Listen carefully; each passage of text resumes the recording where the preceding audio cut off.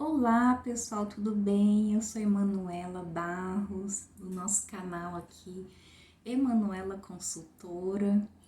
E ontem eu saí de uma sessão psicológica, me inspirei num texto sobre autossabotagem feminina, feminismo em ação, que eu vou deixar o texto aqui embaixo na descrição para vocês. E eu pensei assim, eu não posso começar a trabalhar hoje, dia 28 de junho, com tantas reflexões que chegaram inclusive no privado do meu WhatsApp, dizendo: nossa, você escreveu o que eu sempre pensei. E eu acho que isso é muito válido para consultoria familiar, então por isso que eu botei nesse canal, não botei em outros canais que eu tenho. E parei para pensar sobre uma série de coisas que acontece na minha família, que deve acontecer na sua família, mas eu não vou botar nome aos bois aqui, né? Não serei deserdada. Mas situações também no mercado de trabalho que nós mulheres vivemos, principalmente depois da Primeira Grande Guerra Mundial. Por quê, gente? O contexto histórico da situação da mulher no mercado de trabalho, ele começa lá na Primeira Guerra Mundial, quando os homens começam a morrer. Então, até o período da Primeira Guerra Mundial, o mercado de trabalho foi dominado pelos homens. E as mulheres, as mães, as esposas, as irmãs, eram educadas para empoderar o homem e não para se empoderar. Elas não se viam como mulheres competentes para o mercado de trabalho. Quando existia uma professora, que era uma profissão digna, né? Vamos falar primeiro das profissões dignas antes da gente adentrar no assunto que as mulheres se identificaram comigo, né? Então, a primeira parte de todo esse trabalho foi o seguinte: o homem ganhava muito bem. Se existia uma professora e um professor, óbvio que o professor ia ser o primeiro contratado. Na falta de mais professores homens, as professoras eram as contratadas. Se tivesse um médico e uma médica, primeiro o médico era contratado, porque ele era o pai da família, entende como é que era a situação antes da Primeira Guerra Mundial? Depois vinha a médica, por falta de médico.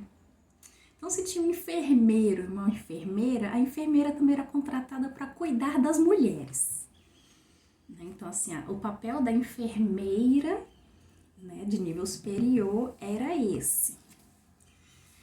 E no decorrer dos anos, o que foi acontecendo? O mercado de trabalho foi percebendo que a mulher era tão competente, tão inteligente quanto o homem. Então, começou a primeira sabotagem social, mexendo com o psicológico da mulher no mercado de trabalho, para que ela se auto-sabotasse. Aquela coisa de, ai, você é enfermeira e separou do seu marido médico, né? Porque assim, o marido podia ser médico, mas a mulher tinha que ser enfermeira, a mulher tinha que ser uma médica assim mais, né, meia boca, não podia ser a médica, porque o marido tinha que se sobressair, o marido era aquele que ganhava mais. Então, ao longo dos anos, até a Primeira, Segunda Grande Guerra Mundial, a mulher, para ela chegar nesse nível superior de intelectualidade, né? Porque antes as mulheres eram assim, não eram nem consideradas profissionais, eram artesãs, eram comerciantes, vendedoras e geralmente depreciadas pela sociedade, difamadas pela sociedade, porque você tinha que ser era mãe, você tinha que ser esposa. Então, a partir do momento que a mulher que não tinha uma posição de destaque, de uma boa família, de um bom casamento, saíam de casa para trabalhar, elas eram difamadas, né? Então, elas eram consideradas mulheres da vida, mulheres que iriam trair seus maridos porque elas não tinham capacidade e condições suficientes para competir com o homem, ou seja, nós somos sempre consideradas vassalas e subalternas. No decorrer dos anos, isso daí é um contexto histórico educacional, que eu estou colocando aqui para vocês entenderem a importância da consultoria familiar. Então, desconstruir isso também na cabeça das nossas famílias, das nossas mães, das nossas avós, foi um processo de 1950 para cá. E se você é a primeira mulher a romper essa vitimização da coitadinha da mulher que quer trabalhar fora, mas não é uma mulher depreciada, né? Porque até mesmo a mulher depreciada, ela é mais depreciada do que um homem que não vale nada, né? Porque até a classe dos homens, eles se autodepreciam. Eu trabalho há mais de 11 anos do governo e trabalhei num setor em que os homens traíam escancaradamente as suas mulheres. Alguns traíam com outras mulheres casadas, em troca de cargo comissionado, e eu tinha que tratar as amantes como se elas fossem umas princesas. Elas não compareciam ao ambiente de trabalho, eu tinha que fazer vista grossa, porque senão o chefe me assediava, de todas as formas que vocês imaginarem. Então, assim, são circunstâncias que a lei não protege a mulher hoje, em 2022, dessas condições. Porque o chefe ainda é um homem. Porque muitos chefes ainda depreciam sua própria classe. Então, assim, é difícil essa questão da mulher não se auto-sabotar no mercado de trabalho, porque o primeiro item da sabotagem feminina é se considerar um objeto sexual. Nós não temos que sair de casa como se nós fôssemos prostitutas. Nós não somos objeto sexual para trabalhar. Nós temos que ser racionais para trabalhar. Nós temos que ser competentes para trabalhar. Eu nunca precisei trair marido nenhum para ser competente. Eu nunca precisei vender o meu corpo para tirar nota em faculdade. Inclusive, essa questão da autossabotagem, ela é tão forte nas famílias, ela é tão forte dentro da mulher, que às vezes a mulher adoece no auge do seu sucesso. E isso me aconteceu. Por isso que eu tô aqui compartilhando com vocês esse canal, entendeu? Porque assim, às vezes você sentir que você é diferente das outras, que você não vai pro barzinho na sexta-feira. Quando eu passei na Universidade Federal do Paraná, assim, eu entrei num colapso, porque foram muitas pressões na minha cabeça. Todas as tias, a avó, a mãe, as amigas da mãe, todo mundo queria dar um palpite do curso que eu tinha que fazer. E o curso que eu realmente queria fazer eu não pude. E aí depois eu falei assim, olha, eu posso não ter ido para a área de medicina, porque eu não tinha condições, nem escolares, nem financeiras para ir para medicina. Então eu vou para a pedagogia, porque o que eu quero mesmo é trabalhar com pessoas, é desenvolver pessoas, é fazer palestra, é ser educadora, é o que eu gosto de fazer. E eu queria realmente ser a professora, eu não queria ser qualquer professora, eu queria ser a professora. Então eu estudava muito, eu comia muito livro, como a gente costuma dizer. E as sabotagens sociais, elas mexiam muito com o meu psicológico, mas eu fui aprendendo desde novinha, desde os 18 anos, né? Apesar de que eu trabalhava com crianças desde os 14 anos, desde 99, quando a minha irmã nasceu, que eu aprendi técnicas pedagógicas para ajudar numa evangelização religiosa e tal, e fazer todo aquele trabalho. Mas eu não queria ser só a tia Manu, eu queria ser a pedagoga, né? Então foi toda uma construção de 99 até 2022 que eu fui percebendo o quanto eu não podia me autossabotar. As pessoas poderiam até querer me difamar, as pessoas poderiam até querer me diminuir, as pessoas poderiam até dizer que aquele lugar não era do pedagogo, que ambiente clínico tinha que ter curso de psicologia, disso, daquilo outro. Aí eu falei, então vou fazer uma especialização. Porque o meu curso de pedagogia me preparou tanto que eu tenho condições sim de ir para a clínica. Consegui uma bolsa de pesquisa, no Hospital de Clínicas da UFPR, me preparei o suficiente, lidei com as questões do ambiente clínico, né? E tive amigos da área de medicina que eram residentes, estudei musicalização, o efeito da música sobre o homem, eu fiz um curso sobre isso, né? Sobre o ser humano e toda essa questão que eu trabalho hoje. Então tem gente que fala assim, nossa, mas você faz tanta coisa, gente, você divulga que faz consultoria empresarial. Sim, é porque eu já fui gerente administrativa. Qual é o problema? Só porque eu sou mulher, eu não posso ter sido gerente administrativa, e a empresa era da minha tia. E ela era uma empresária milionária. Não é hoje, porque não conseguiu se manter naquela condição. Ela também se auto-sabotou. Então, todos nós passamos por esse processo de não conseguir se manter no sucesso. Seja homem, seja mulher.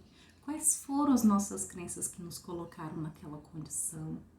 Ah, mas é porque na minha família não tem ninguém nessa condição que eu estou. Problema! Você é o diferente. Você vai ser o primeiro de uma linhagem, talvez, que nasceu para liderar. Por que você não pode liderar? Por que você não pode assumir responsabilidade sobre o seu próprio negócio, sobre a sua própria vida? Eu não vejo a neuropsicopedagogia hoje, que eu atuo na área clínica, como uma coisa comum. Eu vejo como o meu negócio. Eu escuto opiniões, mas eu faço o que eu acho que eu tenho que fazer. Eu faço aquilo que eu estudei para fazer. Eu faço aquilo que eu me preparei para fazer. E o meu cliente tem que sair satisfeito. O resultado é a felicidade do meu cliente, não é o salário que eu estou fazendo na clínica. Não é o dinheiro que o cliente está me pagando apenas. Mas é o resultado do neurologista me ligando, nossa, que bom que você chegou a essa parte do teste de QI. Você pode aplicar tal teste daqui a 6 meses nesse paciente? Eu falo, tudo bem. Um paciente querendo voltar, estamos fazendo o teste novamente. Nossa, que bom esse acompanhamento, em 3 meses teve uma evolução considerável. Imagina quando tiver mais de 1 ano de acompanhamento. Sim, porque a mulher é tão competente quanto o homem. E nós somos iguais nas questões intelectuais. Ah, mas a mulher não é igual ao homem nas questões biológicas, como eu já escutei muito isso. A mulher é mais frágil, a mulher adoece porque ela acumula um monte de coisas. Queridas, é por isso que eu falo de minimalismo. É por isso que eu falo de ecologia. É por isso que eu falo de feminismo. Porque se você não tem toda uma base no seu sistema de crenças, você realmente adoece como eu adoeci. Você vai chegar em casa e você não vai encontrar um homem que vai dizer, ai querida, que saudade que eu tive de você. A não ser que você viaje todo mês. Aí você vai ver a saudade aparecer, porque o medo do chifre é terrível. Qual o homem brasileiro que não tem medo de chifre com tanta mulher bonita por aí? Como se os homens brasileiros fossem lindos, né? Eu fico imaginando, ai meu Deus, imagina se a gente estivesse na Bélgica, na Finlândia, aqueles homens grandes, bonitos. No Brasil, marido ficar querendo prender mulher por causa de chifre, porque a mulher é muito bonita. Já vi casos de familiares que rasgaram o diploma da mulher para a mulher não ter que sair de casa. Pede a segunda via, querida. O diploma é seu, o marido não manda em você, não. Então, assim, tem condições em que a gente não precisa falar. Sabe aquela coisa de mulher não precisa ficar falando, ficar debatendo, ela só precisa acreditar nela. Ela só precisa ir para o mercado de trabalho empoderada. Eu sei o que eu estou fazendo. Se eu não sei o que eu estou fazendo, eu vou procurar no Google, eu vou pesquisar, vou comprar um livro, eu vou ter uma fonte segura e vou começar a saber o que eu estou fazendo. É isso que mulher tem que fazer. Mulher não tem que seduzir chefe, mulher não tem que seduzir cliente, mulher não tem que ficar mendigando pro cliente não largar. Não me larga, pelo amor de Deus, eu não tenho mais cliente. Por favor. Competência é uma coisa muito diferente de sedução. Não tem nada a ver. Então, eu fiz esse vídeo. Por favor, mulheres, parem de se auto-sabotar, porque vocês são mulheres. Vocês têm a natureza feminina assim como a minha, mas sejamos profissionais. Então, assim, por todos esses anos de profissão que eu tenho, muitas vezes eu vi mulheres se vitimizando para o cliente, com pieguismos, com chantagem emocional e uma série de outras coisas, servilismo, né? Vai para o serviço público, eu vou servir cafezinho todos os dias, ver se o chefe vai me dar um aumento. Não, ele vai te dar um aumento quando ele vê que você merece um aumento. Quando você for indispensável para o trabalho dele, aí ele vai te dar um aumento. Aí ele vai te dar um cargo, aí ele vai te dar uma confiança, ou a sua chefe. Entendeu? Isso não vai acontecer porque você botou mais maquiagem, porque você investiu, que agora tá na moda, né? Dizer, ai, mina, investe, parceira. Parceira de quê? De bebedeira? Você acha que a chefe vai passar no barzinho vendo você bêbada e vai te promover por causa disso? Porque ela vai ser sua parceira? Não vai. Não vai, porque as questões profissionais, elas são muito objetivas e claras. Não tem nada a ver com esse contexto mundano que as mulheres gostam de misturar, que é a sua vida pessoal com a sua vida profissional. Se você for parar para pensar, os grandes homens da humanidade não misturavam isso. Eles só misturavam quando era para o seu bel prazer, dizer que eles eram muito bem casados, obrigada, que eles tinham uma esposa linda, uns filhos muito inteligentes, que eles vinham de um bairro nobre, então isso era muito importante que as pessoas soubessem. Que eles tinham bens. Tá, mas e o seu profissionalismo? Você entrega para o seu cliente aquilo que o seu cliente realmente precisa ou você fica enrolando para poder se sentir empoderado ou empoderada no mercado de trabalho? Então, a autossabotagem, ela está muito vinculada aos nossos sistemas de crença e o quanto nós precisamos aprender mais sobre negociações e vendas do nosso ser profissional. Você está vendendo o seu serviço, você está vendendo o seu produto, você está vendendo as suas condições de competir no mercado. Então, você tem que ser o seu melhor. Não adianta vir querer competir comigo, linda. A minha história é muito diferente da sua, muito provavelmente. Então, você tem que dar o seu melhor, você tem que fazer contrato no primeiro dia do seu serviço, você tem que entregar para o cliente a sua excelência, porque é isso que eu faço. Um grande abraço e até a próxima.